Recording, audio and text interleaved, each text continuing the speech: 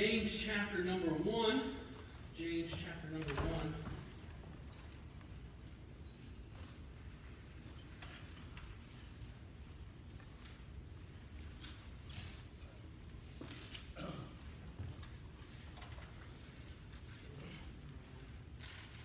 It's good to be here this evening, and I would ask that you do keep in prayer our pastor. We'll be back here for us on Sunday, and I look forward to him being back. And now, if preacher is watching, preacher at 7:09 when I just got up here. Okay, so it's not like I'm going to get out early on purpose. Okay, I'm not long-winded. So if preacher's watching, I won't compromise and give a sermonette, and I will do my best. But I thank you for the Walter. I do plan to get out. We'll get out right on time, and no one knows when that is. And James chapter 1, we'll be reading just 3 or 4 verses here, and start reading in verse number 12. Excuse me. Blessed, the Bible says, is the man that endureth temptation, for when he is tried, he shall receive the crown of life, which the Lord hath promised to them that love him. Let no man say when he is tempted, I am tempted of God. For God cannot be tempted with evil, neither tempteth he any man. But every man is tempted when he is drawn away of his own lust and enticed. Then when lust hath conceived, it bringeth forth sin. And sin, when it is finished, bringeth forth death. Amen. Stop there.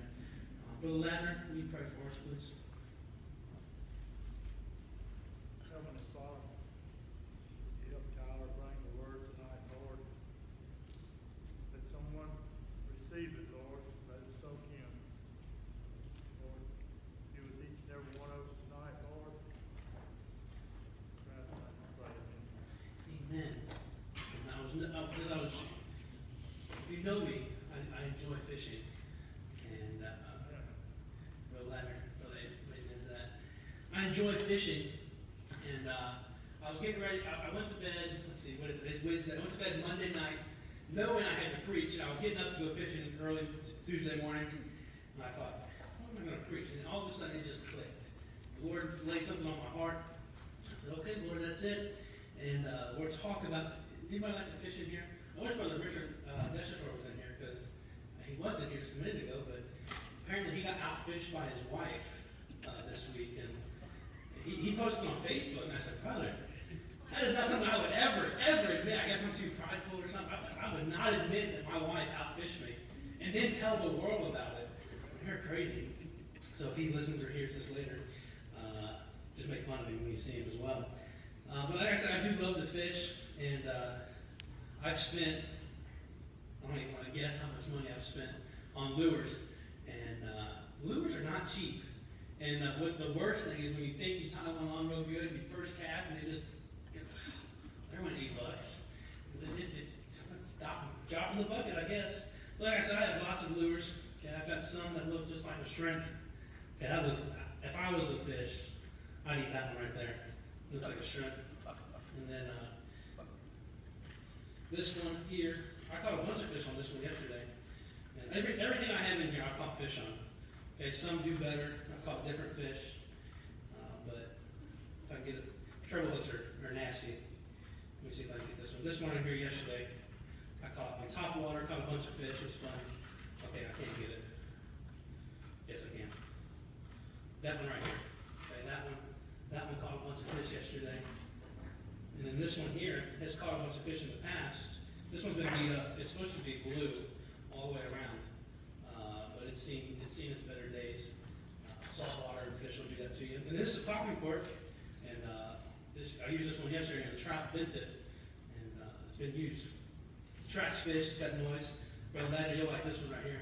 This is Brother Ladner's favorite type of lure right here. It's the only reason I have this is there's Brother Richard. Hey, Brother Richard, who outfished you yesterday? Your wife did. Okay, I just wanted to make sure we could all admit that.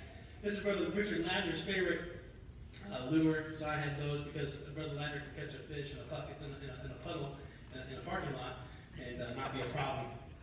I've never seen a man catch fish like he does. Hey, can I borrow that? It's the person. It's not the lure, I promise. There's this one, shiny blue lure. And I've got more. If you've been a fisherman, DOA. Okay, DOA is a famous lure right here. And this is a matrix shad, and then I got another shad here. These all have one specific purpose: to catch fish. Right? I'm not going to throw this out there without a hook on it, and expect to catch a fish. That'd be pretty silly, wouldn't it? And the title of the message tonight is "All of Satan's Lures Have Hooks." Oh, yeah. They all have hooks. Every lure, I'm going to switch over here to the mic, Brother Gary. I'm going to switch this one where we're on. Every lure in the tackle box has hooks for a reason. I wouldn't throw this out there and hope that, man, I hope something just swallows it and I can reel it in. No way. It has hooks. It's shiny. It's got big red eyes. It makes noise. Okay, it sounds like my kid's rattle. I was in the office just a few minutes ago. I took this one out. And I did that. And he's looking at it. It's awesome. But they all have a specific purpose. Some are, like I said, for certain fish. Some will catch multiple types of fish. But they all have a purpose. And their purpose is to catch fish, and they all have hooks. Satan's tackle box is full of lures. And I promise you, every single one of those lures has a hook on it. Every single one of those even might have multiple hooks. This one has 6 on it. Make sure you don't get off. Or do their very best to make sure you don't get off. Every lure in Satan's tackle box is to get a hold of us, to catch us, to trip us up, whatever it might be. I've got to be careful up here. I don't want to have surgery performed on me before the night's over. But every lure in Satan's tackle box does exactly what verse number 14 and 15 says. Let's look at it. But every man is tempted. This lure right here is swimming through the water. Fish will see, oh, that looks nice. Oh, yeah, I want to eat that. The Bible says that every man is tempted when he's drawn away of his own lust and enticed. That lure, it's enticing. Now, I don't know why I've never seen anything in our waters look like this. I don't know what natural predator this is or whatever it might be. Excuse me. But I know this lure catches fish with a ladder. I've caught lots of fish with a ladder with that lure. But the Bible says that every man is tempted when he is drawn away of his own lust. Now, when a fish sees this, it catches their eye. They're tempted to bite it. And then they bite it, and they are literally drawn away, often to their death in the ice chest. The Bible says in verse number 15, then when lust hath conceived, it bringeth forth sin. And sin, when it is finished, bringeth forth what? Death. So the lures that we have to catch speckled trout, to catch redfish, to catch flounder, whatever it might be, those lures are not just for fun. Those lures are meant to be used to be caught, to catch those fish, to kill those fish, so we can enjoy them. The devil would love nothing more for you to sink yourself into a treble hook of his lures. He would want nothing else to be able to drag you out of the Christian life and put you in the spiritual ice chest so you can no longer be profitable for the work of God. There's nothing better than that to the devil. And as I said before, every lure of Satan has hooks. And we're just going to talk about 3 different lures here. The first one is lust. The Bible says even right here, verse number 14, every man is tempted when he is drawn away of his own lust. Lusting after something, wanting something so badly. You could probably even use this synonymously. Did I say that right? Close. Miss Jessie's saying no. It's the same type of word as coveting. You want something so bad it almost makes you sick. You want something so bad that you'll do whatever you can to make sure you get your way. You get to fall for that lure, that whatever it is.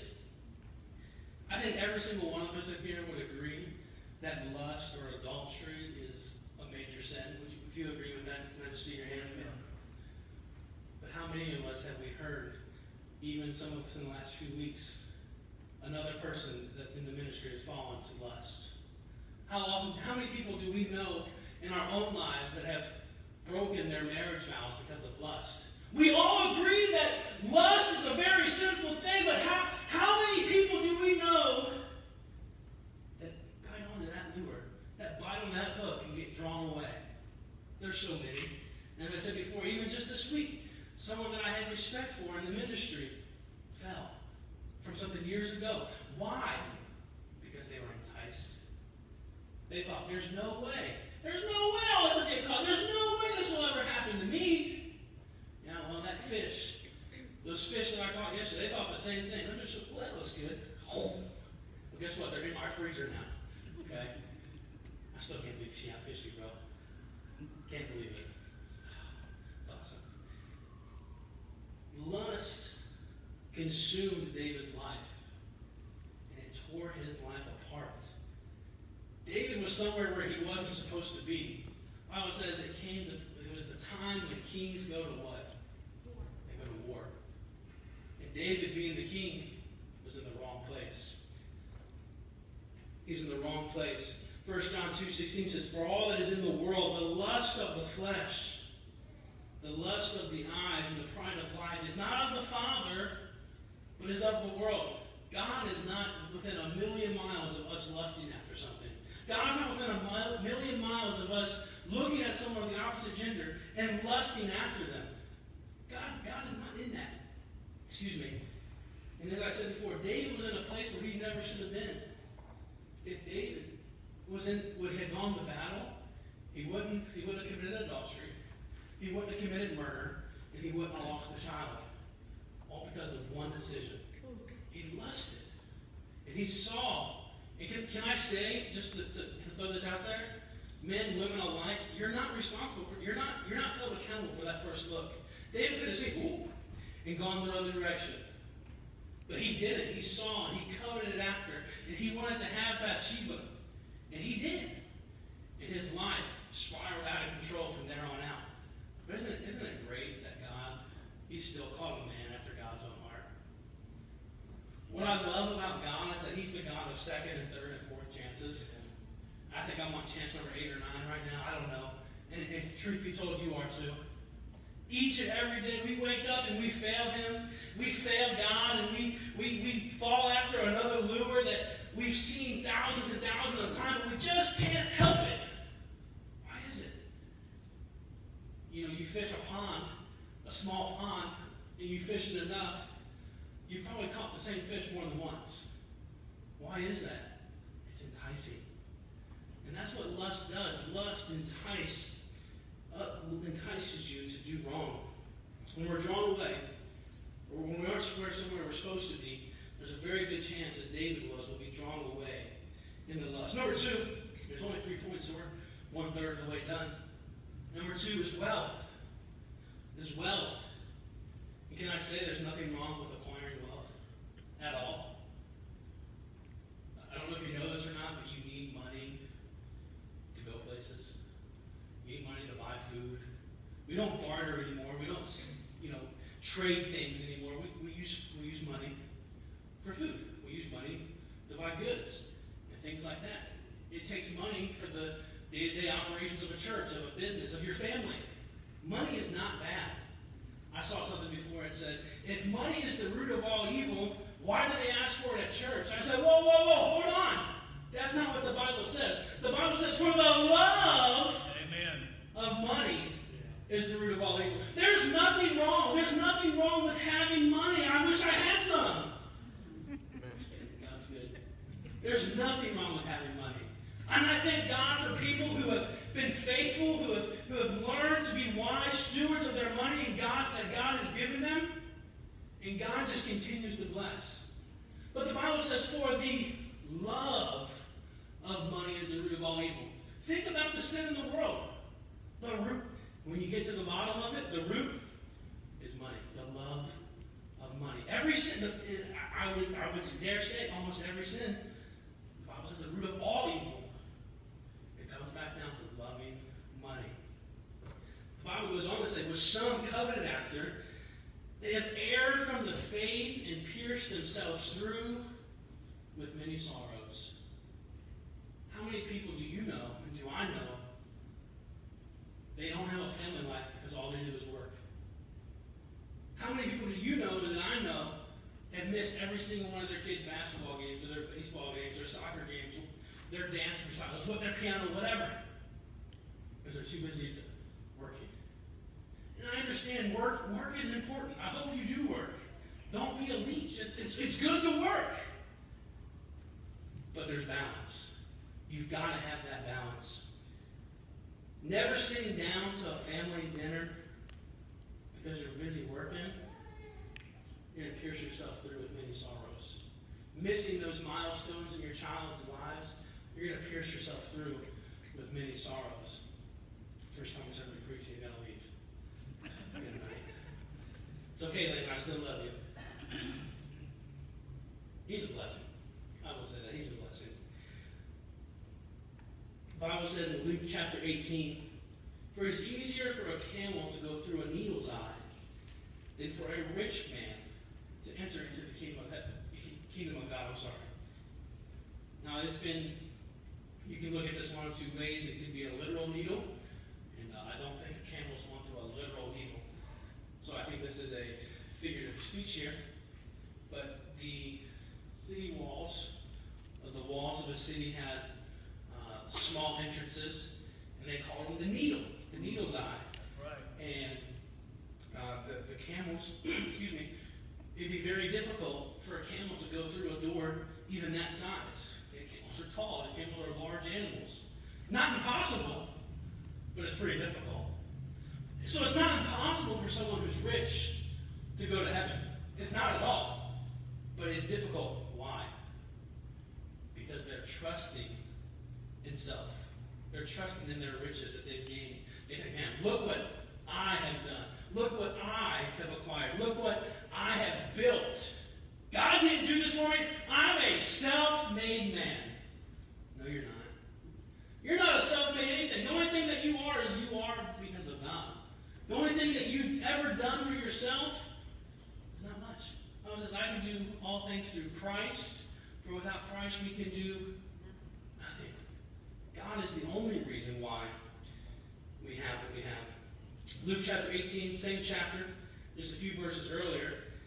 Now when Jesus heard these things, talking about there was a certain rich ruler, he said to him, "Yet lackest thou one thing." This ruler came to Jesus and said, "How do I get to heaven? How can I go to heaven? I want eternal life." He says, I keep the commandments, I honor my parents, I do A, B, C, D, E, and F. I do all these things. Can I go to heaven? And Christ says, now when Jesus heard these things, he said to him, "Yet lackest thou one thing. Sell all that thou hast, and distribute it to the poor. And thou shalt have treasure in heaven. And come, follow me." And when he heard this, he was very sorrowful. Why? The Bible says, for he was not just rich, very rich. Very rich. Excuse me. He went off, he was sorrowful, he was weeping, because he was trusting in those riches. He was trusting in those goods that he had. And Brother Walter made a very good point the other day. We understand that sometimes you got to get the oxen out of the ditch. But if you're having to get the oxen out of the ditch every Sunday morning, every Sunday night, every Wednesday night, every time there's a revival meeting, every time soul winning happens, every time this, every time that, no, you put that oxen in that ditch. You're the reason why. When I work, and I don't say this because of me, this is God. When I worked at Academy for a few years, I told him, I said, "Hey, I'll work any day you want me to except for Wednesday night and Sunday all day." They said, "Okay." My first 2 weeks there, I was scheduled on Sunday morning, and our supervisor's name was Pockets. His name, well, that's what we call him. His name wasn't actually Pockets. Don't look at it. South Mississippi, I've met some people with some strange names here in South Mississippi, okay? Amen. But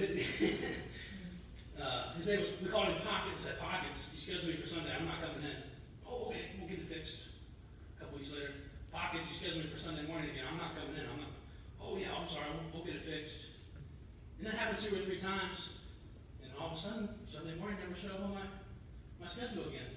They knew that I would. You told them one time, "Oh, yeah, I can come in and work on a Sunday. That's no problem." They're going to take advantage of it every time. Right. Wednesday nights, okay?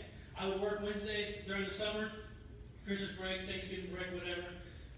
Don't go Black Friday shopping, by the way. It's terrible. Okay? Don't do it. It's not worth it. There's no deal worth it. Okay? I promise you, nothing is worth Black Friday shopping. And the day after, we're so thankful for everything that we have. We go and get the $5 toaster at Walmart. Okay? But anyway,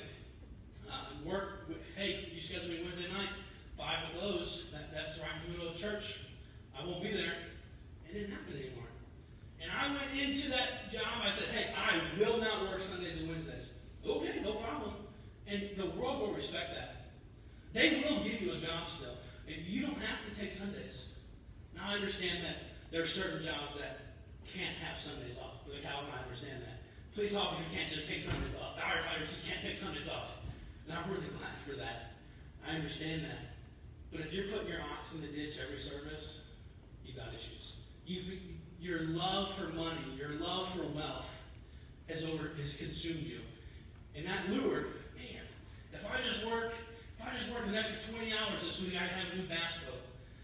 Or whatever. If I put in an extra 3 weeks of overtime the next however long, I can get what I want. And did you know, once you buy whatever it is you want, there's going to be something else. There's going to be another toy. Man, this might hurt me. There's going to be another gun you want to buy. Go ahead and buy it. It's okay. It's okay. It's easier to ask for forgiveness than permission. Amen, brother. Amen. There's an impact man in here. I can't believe it. No, I'm just kidding. I'm not buying a gun without permission because it'll get used on me. Money is essential to existence. Don't get me wrong. I'm not trying to say that. But money is simply a means by which we exist, not the reason we exist. That's right. Let me say that again. Money is simply a means by which we exist, not the reason we exist. The almighty dollar has taken many men, many families out of church. And it's time that we get back and say, you know what, God? I can trust you for a job that will let me go off on Sundays. I can trust you for a job that's going to provide for my family still. I can trust you for this because I know that you are able. Look, having a nice truck, that's a shiny lure that I would love to bite onto. Is it worth it? Is it worth our family missing out? Is it worth us missing out on what God has for us? I don't think so. Lastly, number 3. I'm moving on. That was a sore subject, apparently. Number 3, alcohol. Okay? I heard Miss Grant say it one time. If you're going to fall, man, it's going to be one of 3 W's. Women, wine, or wealth. And that's what I'll talk about here tonight. But wine, alcohol. What's the Bible? The Bible says a lot about alcohol. Proverbs chapter 20. Wine is a mocker. Many of you can probably quote this. Strong drink is raging. Whosoever is deceived thereby is not wise. What's the opposite of wisdom? Foolish. So by deductive reasoning, you're a fool if you drink alcohol. You're a fool if you entertain the idea of alcohol being okay. Right. And what I don't understand why, I've seen it with my own eyes, why people are so obsessed with alcohol. Why is it that people can't even go eat some tacos and they have to drink a beer? Why? Why can't you just sit down and enjoy a Coke or a sweet tea or something? Why do you have to drink? That's right. There's no reason to have to drink alcohol. Anytime, ever. The Bible says to be not drunk with wine, where's an excess, but be filled with the Spirit. I promise you, you cannot be filled with the Spirit when you're filling your body with intoxicants. Right. You cannot be filled with the Spirit when you're down in wine coolers and you're drinking back beers and other things. You can't do it. That's right. You cannot be filled with the Spirit when you're filled with other things. Be filled with the Spirit. And I promise you, the high that you get from being filled with the Spirit is going to be 10 times better than any high you can get from alcohol. Amen. Amen.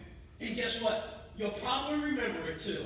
That's right. You'll remember it. You won't wake up with a headache the next morning or a fuzzy mouth. Okay? You'll remember it. Wine is a mocker. Let's turn to Proverbs chapter 23. I'm almost done. Proverbs chapter number 23. And unfortunately, wine is a lure that gets a lot of people. Genesis, Exodus.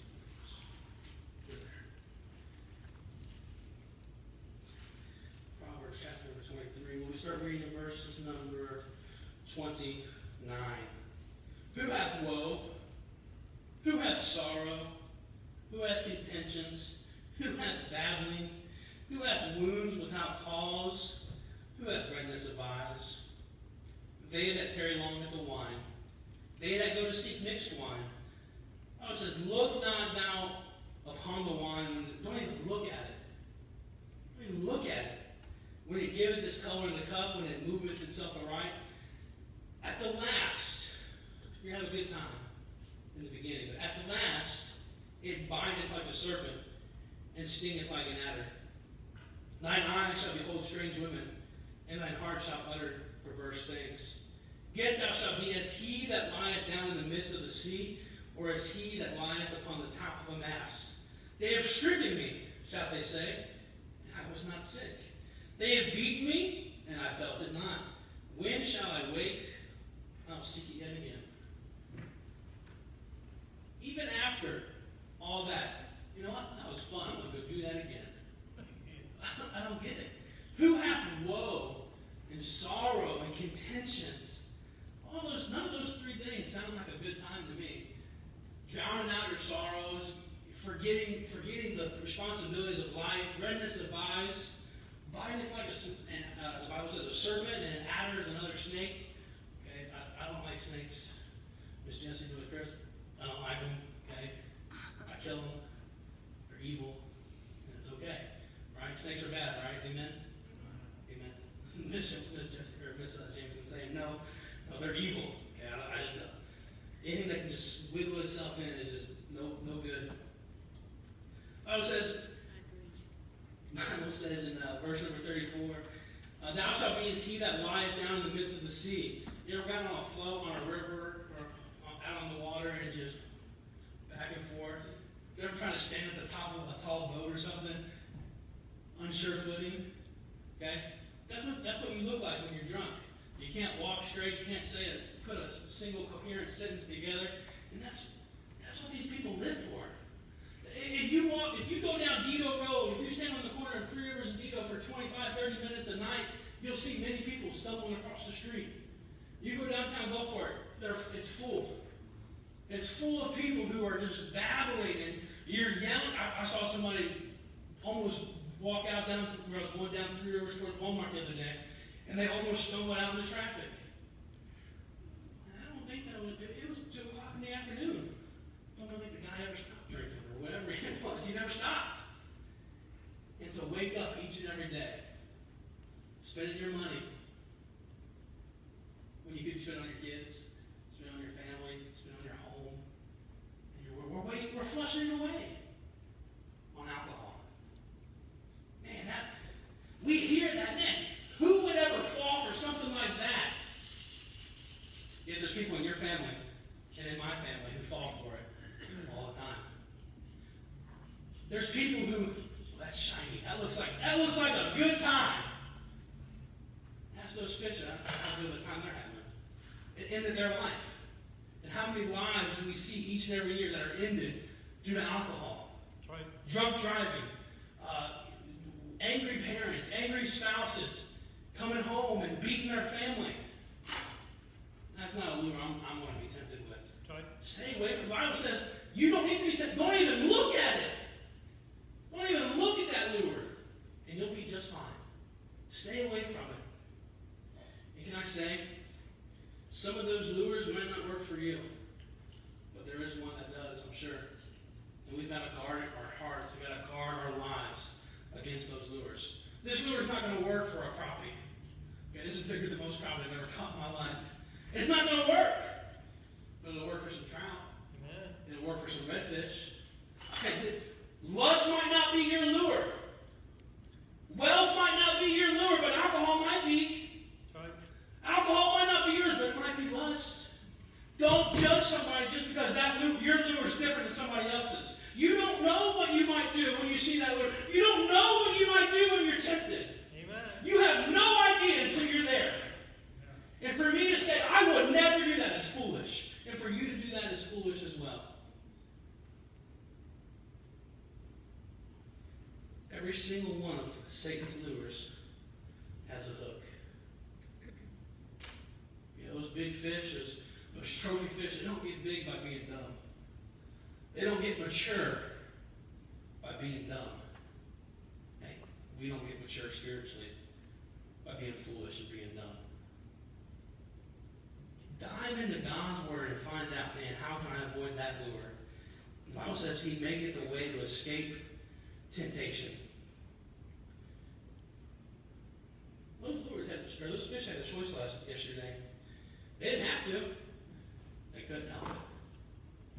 And sometimes they just can't help it. People can't help it. And we see these people, and now they're literally hooked on drugs. They're hooked on alcohol. They're hooked on fill in the blank. Let's help them out. Let's unhook them. Let's throw them back in the water and get them back. Let's get them revived a little bit. Let's get them saved. That's right. Let's help these people. Amen, brother. Don't just look at them and say, this guy. I've been there. I've probably been there this week or even today. It's so easy to think, man, I would never.